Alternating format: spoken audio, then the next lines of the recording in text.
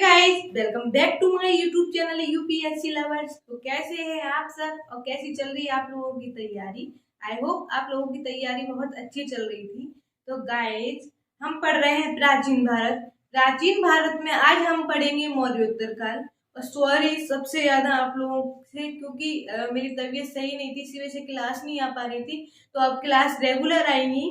तो आप तैयारी कर रहे हो और यूपीएससी से लेकर अदर एग्जाम तक की, तो ये क्लास आपके लिए बहुत ही बेनिफिट है। गाइस 100% मेरी गारंटी, यहाँ से एक भी क्वेश्चन बाहर नहीं जाएगा। 2 दिन क्लास के बाद में अपना मध्यकालीन भारत शुरू हो जाएगा। तो बस ये समझिए प्राचीन भारत बिल्कुल एंड पे चल रहा है। तो चलिए बिना देरी करे क्लास करते हैं शुरू। और अगर क्लास पसंद आए तो वीडियो में कमेंट करके जरूर बताएं। वीडियो को लाइक एंड शेयर करना बिल्कुल न भूलें। चलिए क्लास शुरू करते हैं। हम पढ़ रहे हैं मौर्योत्तर काल। गाइस सबसे पहले यहाँ आपने देखा होगा, जैसे आप लूसेंट पढ़ रहे होंगे तो लूसेंट में आपने देखा है जैसे ही ये मौर्योत्तर काल शुरू होता है तो पहले ये वाले वंश और फिर ये वाले, तो उसमें क्या है मिक्सचर हो जाता है। जैसे हमने पहली बार पढ़ा है तो वहां पे हमें समझ में नहीं आता और माइंड में एक ही डाउट रहता है कि ये वाले वंश कौन से हैं, ये वाले। इसीलिए मैंने यहाँ पर इन दोनों को 2 पार्ट में बांट दिया है। तो मैं आपको बता देती हूँ। सबसे पहले जो मौर्योत्तर काल है उसमें जो देशी राज्य और विदेशी राज्य, तो देशी राज्य में कौन कौन से वंश आते हैं? शुंग वंश, खंड वंश, सातवाहन वंश और वाकाटक वंश। ये जो वंश है चारों के चारों, सबसे बड़ी इनकी खासियत है कि ये ब्राह्मण वंश है। इसीलिए मैंने यहाँ चारों पे मिला के यहाँ डैश लगा के लिख दिया है कि ये है जो चारों के चारों ये ब्राह्मण वंश है। उसके बाद में देन गाइस विदेशी राज्य। तो विदेशी राज्य में कौन कौन से हैं? हमें यहाँ जब मैंने पहली बार लूसेंट पढ़ी थी मेरे को भी बहुत डाउट हुआ था यहाँ पे, क्योंकि पहले ये पढ़ा था फिर ये पढ़ा था, समझ नहीं आ रहा था। तो ये है विदेशी। सबसे पहला हिंदी यूनानी, इसी को गाइस यवन बोलते हैं। अगर क्वेश्चन ये भी आ सकता है यवन राज्य का संस्थापक वगैरह कुछ भी इसका क्वेश्चन आ सकता है, तो आपको बिल्कुल भी डरना नहीं है, क्योंकि हिंद यूनानी और यवन ये दोनों एक ही हैं। दूसरा है शक, फिर है पहलव, फिर है कुषाण। और आपने देखा है अगर आपने एनसीईआरटी पढ़ी होगी, एनसीईआरटी या फिर लूसेंट या कोई भी बुक, तो आपने देखा होगा ये ऐसे लिखे हैं। सबसे पहले हिंद यूनानी यानी कि यवन आए, उसके बाद सब शक आए, उसके बाद पहलव आए और फिर लास्ट में कुषाण वंश आया। तो ये हो गया अपना सीक्वेंस। ये इसीलिए मेरा कोई मकसद नहीं था, इनको मैंने इसीलिए 2 पार्ट में बांटा कि आपको यहाँ पे बिल्कुल समझ में आ जाए। माइंड में अगर डाउट रहता है तो किताबी रट्टा मान लो, वो समझ में नहीं आता। पढ़ते हैं सबसे पहला वंश शुंग वंश, यहाँ से स्टार्ट करेंगे। ये चारों पढ़ने के बाद में फिर ये विदेशी राज्य। तो शुंग वंश का सबसे पहले संस्थापक, तो शुंग वंश का संस्थापक था पुष्यमित्र शुंग और टाइम पीरियड था 185 ईसा पूर्व से 73 ईसा पूर्व तक। सबसे पहला फैक्ट है, इसे ब्राह्मण वंश का संस्थापक भी कहते हैं। किसे ब्राह्मण वंश का संस्थापक कहते हैं? तो पुष्यमित्र शुंग को ब्राह्मण वंश का संस्थापक भी कहते हैं। दूसरा, इसने मौर्य शासक बृहद की हत्या कर शुंग वंश की स्थापना की। तो एक तो सबसे बड़ा क्वेश्चन यहीं पे बन जाता है कि किसकी हत्या करने के बाद शुंग वंश की स्थापना की गई थी? तो बृहद की हत्या की थी। किस वंश का शासक था? तो वो मौर्य वंश का शासक था। हत्या किसने की थी? तो पुष्यमित्र शुंग ने इसकी हत्या करके शुंग वंश की स्थापना की। तीसरा फैक्ट, इसने यूनानी शासक मिनांडर को 2 बार पराजित किया। यूनानी शासक को किसने पराजित किया? 2 बार पुष्यमित्र शुंग ने पराजित किया था। इसने 2 बार अश्वमेध यज्ञ कराए जिनके पुरोहित पतंजलि थे। यानी कि सबसे बड़ी बात है कि शुंग वंश में अश्वमेध जो यज्ञ हुआ था किसने कराया था? वो भी 1 बार नहीं 2 बार कराए गए थे। तो पुष्यमित्र शुंग ने कराए थे और जिनके पुरोहित थे पतंजलि, और पतंजलि ने ही अष्टाध्यायी पर यानी कि उनकी जो बुक थी उस पर महावार्षिक टीका लिखा था। तो ये भी इम्पोर्टेंट फैक्ट है। और कुछ गाइस इसके फैक्ट बचे हैं शुंग वंश के, तो पढ़ते हैं आगे। हम पढ़ रहे थे शुंग वंश और शुंग वंश में पुष्यमित्र शुंग के बारे में पढ़ रहे थे। आपको एक एक बार करके मैं यहाँ पे जितने भी शासक थे अगर इन्होंने कुछ काम किया है चर्चा में रहे हैं तो उनके बारे में यहाँ पढ़ा दूंगी, उनके फैक्ट। कि एग्जाम में वहां से क्वेश्चन आ जाए और फिर आप सब लोग बोलो कि मैम ने ये पढ़ाया नहीं। तो ऐसा नहीं करना मेरे को। सबसे पहले पुष्यमित्र शुंग की बात हो रही है। इसके राज्यपाल घनादेव जो कि अयोध्या के निवासी थे के अभिलेख से अश्वमेध यज्ञ कराने की पुष्टि होती है। तो एक क्वेश्चन इंपोर्टेंट है गाइस, क्योंकि आपको पता है अब जो हमारा जो जैसे एमपी में जो व्यापक है एमपीपीएससी, अदर राज्य में यूपीएससी, बिहार पीसीएस का है, छत्तीसगढ़ पीसीएस का है, राजस्थान पीसीएस का है, यूपीपीएससी का एग्जाम है। तो आपको पता है क्वेश्चन अब सीधे नहीं आ रहे। अगर जिसने गहराई से पढ़ा होगा उससे सॉल्व हो जाएंगे, अन्यथा आप सोचो कि फैक्ट 2-4 फैक्ट मान लिए और हो गए, इतिहास पढ़ लिया थोड़ा बहुत, तो ऐसा नहीं है। आप कंपटीशन से बाहर हो जाओगे, क्योंकि आपसे आगे कोई और है जो पढ़ रहे हैं। तो आपको गाइस एक भी पॉइंट नहीं छोड़ना। तो इसमें क्या कहा जा रहा है कि इसके राज्यपाल, किसके, पुष्यमित्र शुंग के राज्यपाल घनादेव जो अयोध्या के अभिलेख से अश्वमेध यज्ञ कराने की पुष्टि होती है। इन्होंने अपने अभिलेख में बताया कि अश्वमेध यज्ञ कराया गया था। पुष्यमित्र शुंग ने भरत स्तूप का निर्माण कराया था। तो आपको पता होना चाहिए भैया ये कि भरत स्तूप कहाँ है। तो ये हमारा मध्य प्रदेश और मध्य प्रदेश के सतना जिले में है।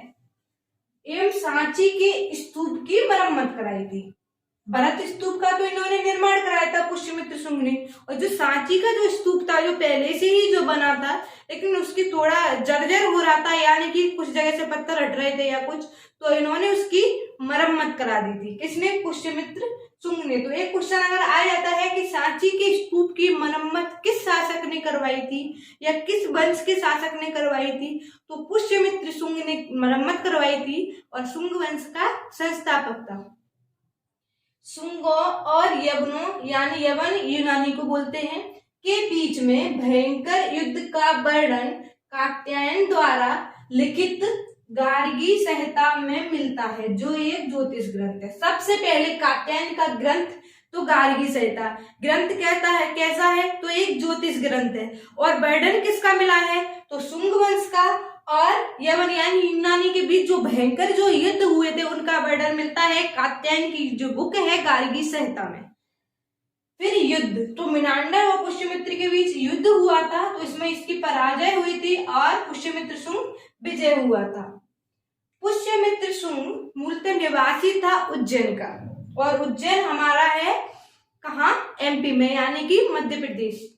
पुष्यमित्र शुंग ने सेनानी की उपाधि धारण की थी। इसका एक क्वेश्चन गाइस 3 से 4 बार पूछा गया है सीजीएल में, तो आप देख लेना उठा के। सीधे क्वेश्चन पूछा गया है कि शुंग वंश का वह कौन सा संस्थापक था जिसने सेनानी की उपाधि धारण की थी, तो वो हमारा था पुष्यमित्र शुंग। अब पढ़ते हैं सेकंड शासन के बारे में। शासक जो है अग्निमित्र, तो इसने विदिशा को अपनी राजधानी बनाया था। सबसे पहले अग्निमित्र ने क्या किया कि विदिशा को इसने अपनी राजधानी बनाया। यह कालिदास द्वारा रचित मालिकमित्रम का नायक है। जो कालिदास का जो एक ग्रंथ था मालिकमित्रम, उसका एक नायक कौन है, तो अग्निमित्र। इसके बारे में कुछ ज्यादा फैक्ट नहीं है।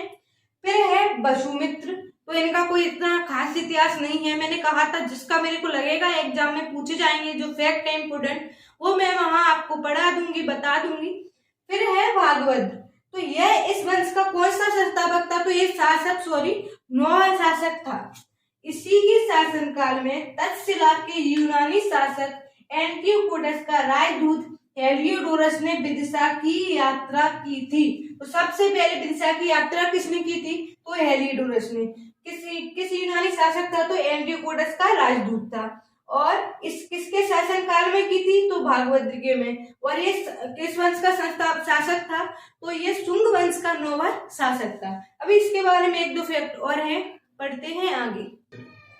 हेलियोडोरस ने भागवत धर्म ग्रहण कर भागवत की उपाधि ली। भागवत की उपाधि किसने ली थी, हेलियोडोरस ने।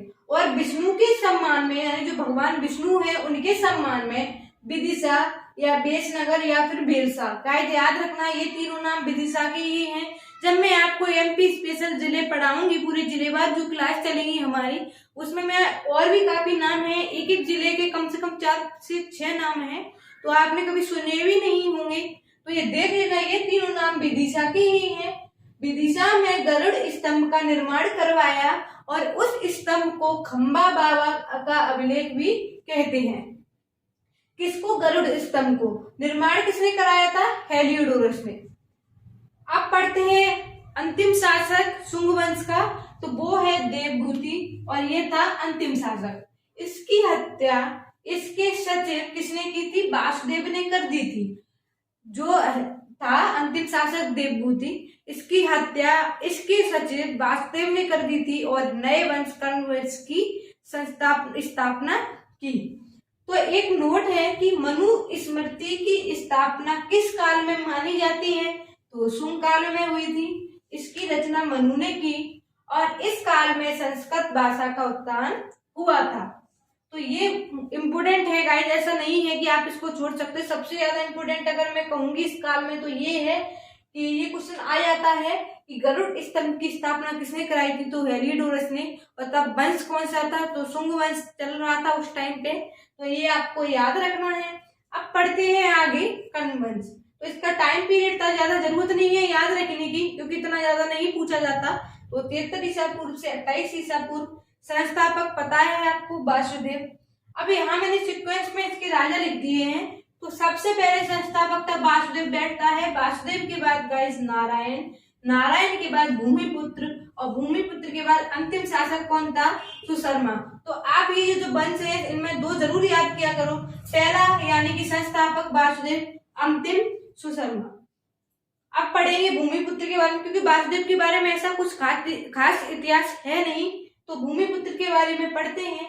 इसके कुछ सिक्के प्राप्त हुए हैं और जिसमें भूमिपुत्र खुदा हुआ है, यानी कि सिक्कों पर नाम लिखा हुआ है भूमिपुत्र, इसीलिए थोड़ा इसका देख लिया है। अब पढ़ेंगे सुशर्मा, यह इस वंश का अंतिम शासक था। सुशर्मा किस वंश का? कर्ण वंश का। और इसकी हत्या सिमुख ने कर दी और सातवाहन वंश की स्थापना की। तो सातवाहन वंश की स्थापना किसने की? सिमुख ने। कर्ण वंश का जो अंतिम शासक था उसकी हत्या किसने की? सिमुख ने। ठीक है। इस वंश में कुल 4 शासक हुए जिन्होंने 43 वर्ष तक शासन किया। इन्हीं के समय इनका शासन सिमट कर बंगाल एवं बिहार तक रह गया था। जब ये शासन कर रहे थे तो इनकी नींव कमजोर होती चली गई और सिर्फ इनका शासक बंगाल एवं बिहार तक रह गया था। इनके जो सिक्के मिले हैं वो मिले हैं बिहार से। तो अब पढ़ते हैं अगला वंश, सातवाहन वंश। अब पढ़ेंगे सातवाहन वंश। सातवाहन वंश या आंध्रवाहन वंश इसी को बोलते हैं। तो इसका टाइम पीरियड था 60 ईसा पूर्व से 240 एडी लगभग है गाइस, क्योंकि कहीं पे इसका क्लियर नहीं है टाइम पीरियड। आप देख सकते हैं विकिपीडिया पे या नेट पे भी सर्च करके देख सकते हैं। लूसेंट में तो इसका टाइम पीरियड है भी नहीं। तो संस्थापक था सिमुख, बताया था मैंने। सिमुख ने कर्ण वंश के अंतिम शासक सुशर्मा की हत्या कर सातवाहन वंश की स्थापना की थी। इसने अपनी राजधानी किसे बनाया? तो प्रतिष्ठान को इसने अपनी राजधानी बनाया, जो कि गोदावरी नदी के तट के किनारे था। सातकर्णी प्रथम इस वंश का प्रतापी शासक था। इसने दक्षिणापति की उपाधि धारण की थी। तो दक्षिणापति की उपाधि धारण करने वाला सातवाहन वंश का कौन सा शासक था? तो सातकर्णी प्रथम। इसने 2 बार यज्ञ यज्ञ, एक बार राजसूय यज्ञ करवाया। राजसूय यज्ञ बहुत बड़ा होता था अपने आप में, और अश्वमेध यज्ञ भी, ये 2 बार कराया था और राजसूय यज्ञ 1 बार कराया था। इसने कलिंग नरेश खारवेल को पराजित किया। किसको पराजित किया? कलिंग नरेश खारवेल को। और सर्वप्रथम भूमि दान देने का साक्ष्य नानाघाट अभिलेख पूना में मिला है। ये गाइड मोस्ट इंपोर्टेंट है, मैं बोलूं इस पे आप चाहो तो आप स्टार लगा लेना इस पे, कि सर्वप्रथम भूमि दान देने का साक्ष्य नानाघाट अभिलेख में कहा है? तो एक पूना में मिला है। यहाँ पर ये मतलब साक्ष्य मिला है कि भूमि दान दी जाती थी, सबसे पहले का साक्ष्य। अब पढ़ेंगे हाल। ये गाइस कोई वो नहीं है, कुछ लिखा है, ये संस्थापक ही है, सॉरी शासक है इस वंश का। 19वां शासक था हाल। इसके सेनापति विजयनंद ने श्रीलंका विजय की। यहाँ पर एक युद्ध हुआ था, तो जो सेनापति था जो विजयनंद, उसने श्रीलंका पर विजय कर ली थी। और श्रीलंका की राजकुमारी लीलावती का विवाह किससे हुआ था? हाल से हुआ था। इसके सेनापति ने जैसे ही श्रीलंका पर विजय की, तो श्रीलंका की जो राजकुमारी थी लीलावती, उनका विवाह हाल के साथ में कर दिया गया। हाल ने प्राकृत भाषा के ग्रंथ गाथा सप्तशती की रचना की। ये गाइस बहुत बार क्वेश्चन पूछा है कि गाथा सप्तशती की भाषा कैसी है, तो गाथा सप्तशती की भाषा है प्राकृत, लिखा है, रचना किसने की है, तो हाल ने की है। और इन्हीं के दरबार में, हाल के दरबार में ही प्रसिद्ध विद्वान गुणांत और एम सरवर्मन थे। तो इन्होंने भी एक एक अपना ग्रंथ लिखा है। इनका नाम मोस्ट इम्पोर्टेंट है, वो मैं बता दे रही हूँ। इनका था व्रत कथा गुणांत का, और सरवर्मन इनका था कामतान। तो ये मोस्ट इम्पोर्टेंट है गाइस, एक भी इसमें मत छोड़ना। अब पढ़ेंगे गौतमीपुत्र सातकर्णी के बारे में। आपको पता है उनका एक अलग ही इतिहास है, तो मोस्ट इम्पोर्टेंट है, तो पढ़ते हैं गौतमीपुत्र सातकर्णी के बारे में। अब पढ़ेंगे गौतमीपुत्र सातकर्णी के बारे में। यह सातवाहन वंश का 23वां शासक था। यह सातवाहन वंश का सर्वाधिक शक्तिशाली शासक और एवं सबसे प्रतापी शासक था। तो अगर क्वेश्चन आ जाए कि सातवाहन वंश का सर्वाधिक शक्तिशाली और सबसे प्रतापी शासक कौन था, तो वो था गौतमीपुत्र सातकर्णी। इसी के समय सातवाहन का सर्वाधिक विकास हुआ। इसके विजय की जानकारी इनकी माता जी थी गौतमी बलश्री के नासिक अभिलेख से मिलती है। तो यहाँ पे है कि सातकर्णी के विजय की जानकारी कहाँ से मिलती है, तो इनकी माँ गौतमी बलश्री के अभिलेख था, नासिक अभिलेख, उससे इनकी विजय की जानकारी मिलती है। इसके शक शासक नहपान को पराजित करके उसके चांदी के सिक्कों को अपने नाम से ढलवाया। इसने, सॉरी गाइस, यहाँ इसने लिखा हुआ है, इसने शक शासक नहपान को पराजित कर उसके चांदी के सिक्कों को अपने नाम से डलवाया। जब नहपान के जो सिक्के थे उन पर उसका नहपान का नाम डला था, लेकिन जैसे ही उसका युद्ध हुआ इसके साथ में और इसने उसको पराजित किया, तो उनके सिक्कों पर जो उसका नाम था उसका नाम हटवा के अपने नाम से उन सिक्कों पर नाम डलवाया। अब उपाधि देखो, सबसे ज्यादा उपाधि मिली है इनको, तो उपाधि देख लो, यहाँ पे लिखे दे रही हूँ, और वैसे तो मैंने उधर लिख दिया है, फिर भी आप ये देख लो, सारी उपाधि है।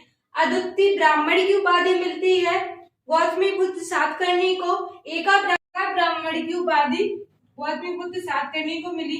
उसके बाद बड़े व्यवस्था का रक्षक, दुजावर कुल समदान और देवकटक का स्वामी, ये सारी की सारी उपाधि गौतमीपुत्र सातकर्णी को मिली थी। इसके 8000 सिक्के जोगर एमपी से मिले हैं। इसने बेवकटक नामक एक नगर की भी स्थापना की। तो बेवकटक नामक नगर की स्थापना किसने की थी, तो गौतमीपुत्र सातकर्णी ने की थी। अब पढ़ते हैं वशिष्ठी पुत्र पुलवामी के बारे में। तो इसे शक शासक रुद्रदामन ने 2 बार पराजित किया था। किसने, शक शासक था रुद्रदामन, उसने इसे 2 बार पराजित किया था पुलवामी को, परंतु इसकी हत्या नहीं की थी, जिंदा छोड़ दिया था। और इसने नवनगर नामक नगर की स्थापना की। किसने, पुलवामी ने, चलिए बच गया था थोड़ा स्वस्थ होने के बाद में, नवनगर नामक नगर की स्थापना की और नवनगर के स्वामी की उपाधि भी धारण की। अभी थोड़ा इसके बारे में और फैक्ट पढ़ते हैं आगे क्लास। इसी के समय आंध्र प्रदेश पर इसका आधिपत्य हो गया, इसीलिए इन्हें आंध्रवाहन कहा गया। पुलवामी के समय हो गया था आंध्र प्रदेश पर इनका आधिपत्य, इसीलिए सातवाहन वंश को आंध्रवाहन वंश भी कहते हैं। इसके सिक्कों पर 2 पतवार वाली नावों का चित्रण मिला है। किसके, पुलवामी के पे, दोनों साइड जो नाविक चलाते हैं। यज्ञश्री सातकर्णी अगला शासक, यह शासक रुद्रदामन का दामाद था। किसका दामाद था, रुद्रदामन का दामाद था। इसके सिक्कों पर जहाजों का चित्रण मिला था, जिससे इसकी समुद्री यात्राओं के प्रति रुचि पता चलती है। इसमें 2 पतवार वाली नावों का चित्रण मिलता है पुलवामी के सिक्कों पर, और जहाजों का चित्रण मिलता है यज्ञश्री सातकर्णी के सिक्कों पर। चतुर्थ है और लास्ट है अंतिम शासक पुतवामी। पुलवामी था सेकंड और पुतवामी है लास्ट, चौथा शासक। यह सातवाहनों का अंतिम शासक था। सातवाहनों का समाज मातृ सत्तात्मक था। मातृ सत्तात्मक होता है, माता को बहुत मानते हैं, देवी पूजा करते हैं। सातवाहनों की आय का सबसे बड़ा स्रोत क्या था, भूराजस्व, जो 1/6 होता है, यानी कर की जो आय थी कितनी थी, 1/6 हुआ करती थी। सातवाहनों की राजकीय भाषा प्राकृत थी और लिपि कैसी थी, तो लिपि थी ब्राह्मी। सातवाहनों के स्तूप एवं कार्ले के चैत्य आदि का निर्माण सातवाहन वंश में हुआ। एक कार्ले का चैत्य क्या होता है, एक पूजा होती है चैत्र महीने में और ये महाराष्ट्र में होती है। तो उसका कुछ ऐसा सिंबल सा है। मैं जो डायग्राम बनाया आप भी चाहो तो नोट्स में बना लेना, क्योंकि मेंस में अच्छे नंबर मिल जाते हैं। दूसरा है स्तूप अमरावती और ये है आंध्र प्रदेश में। तो गाइस यहाँ पे अपने शुंग वंश, कण्व वंश और सातवाहन वंश 3 वंश कंप्लीट होते हैं। अब आगे बढ़ेंगे और अगली क्लास में पढ़ेंगे वाकाटक वंश, उसके बाद में हिंद, शक, पहलव, कुषाण की जो 4 जो विदेशी राज्य थे उनके बारे में पढ़ेंगे। फिर उसके बाद में गुप्त साम्राज्य, फिर छोटे हैं यादव वंश, सोलंकी वंश वगैरह छोटे छोटे से वंश है। उसके बाद में अपना प्राचीन भारत खत्म और शुरू हो जाएगा मध्यकालीन भारत। तो गाइज आपको अगर क्लास पसंद आई तो जरूर बताना। अगर आप मेरे टेलीग्राम चैनल से नहीं जुड़े तो वीडियो के डिस्क्रिप्शन में आपको लिंक मिल जाएगी, दूसरे ब्लॉग चैनल की लिंक भी आपको वीडियो के डिस्क्रिप्शन में मिल जाएगी। तो जुड़ जाएं, कमेंट में जरूर बताएं। क्लास अब रेगुलर आएगी। मिलते हैं अगली क्लास में। Thank you.